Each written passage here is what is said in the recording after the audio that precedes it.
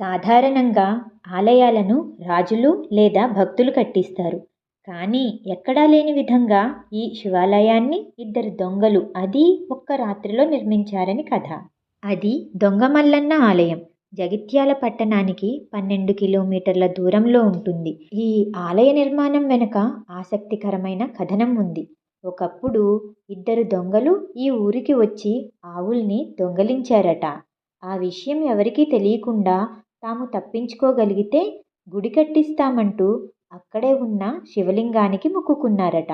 కాసేపటికి విషయం తెలిసిన కొందరు దొంగల్ని వెంబడించినా ఆవుల రంగు మారిపోవడంతో వాళ్ళు వెనక్కి వెళ్ళిపోయారట.